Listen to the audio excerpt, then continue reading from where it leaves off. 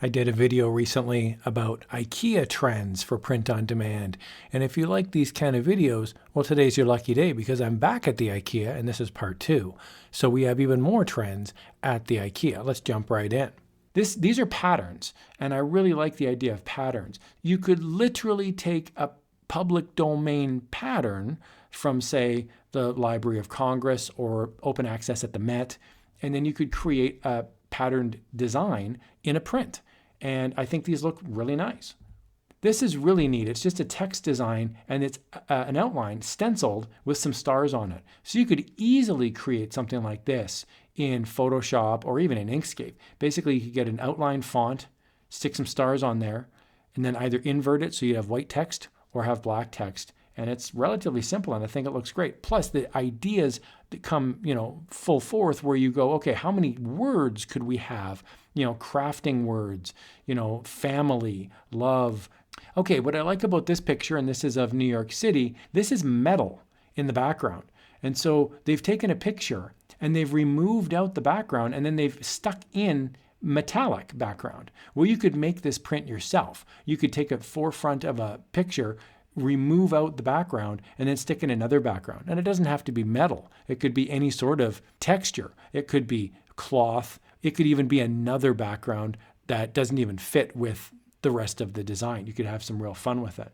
Here's another one. This is just a picture of a bridge. And I just wanted to point this out that, as beautiful as this is, this could be a photograph that they've turned into a painting. You can do this with filters in Photoshop or Affinity Photo pretty easily. Take a regular photograph and then stick it through a filter, and you can modify it to make it look like watercolor or an oil painting.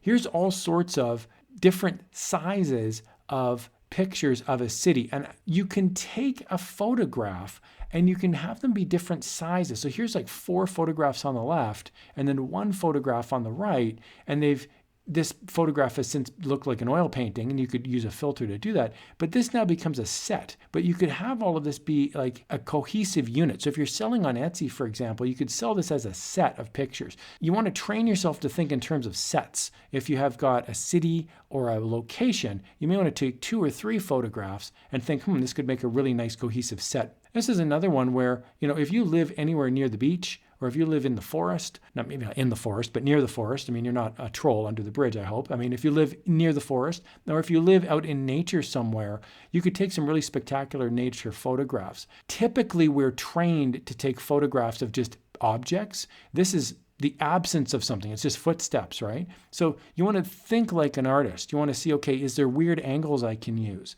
Is it maybe you take a picture with no people, but an empty car, or you take a picture of an old motel. In this case, it's a beach. There's all sorts of different artistic flavors that you can take. Okay, I really like this. These are utility pictures. So the idea here, on the left, we've got different types of rosemary, parsley, thyme. These are like spices that you would use in the kitchen.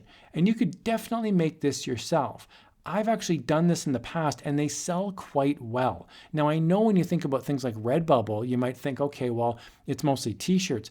But remember, Redbubble and TeePublic, they sell a lot of stickers. And so things like this and, canvas prints, metal signs, even digitals, if you're selling digital prints, these are really popular. This is another one where it's really just text designs, and what I love about this is it's a set. You could sell them as a digital download. You could sell them as a set on Etsy.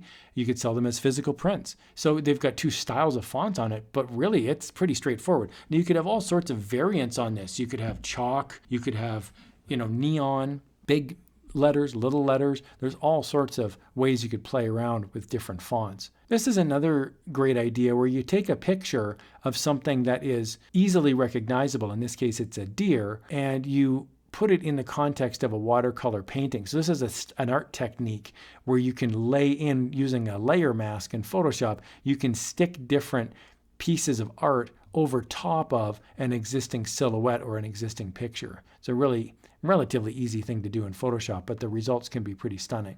This is another one The reason this works is because there's a person sitting on the cliff here. If the person wasn't there, it'd be a relatively benign photograph. It would be the cliffs, there'd be this little thing jutting out.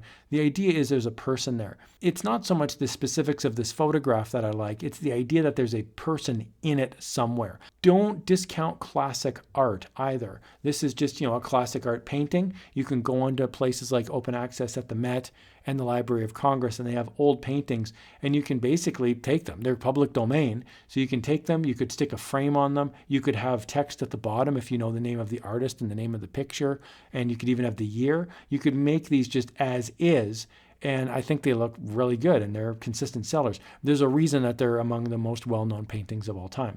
Okay, this next one, I was in the mall, and it's totally just made me laugh. So here's just Wordplay ones. Don't forget about Wordplay. Now, this was at Halloween. Hey, ghouls, check your boobies. Now, this is to support breast cancer. So the idea here is you could also have BOO and then BEES, and that would be like boobies with bees.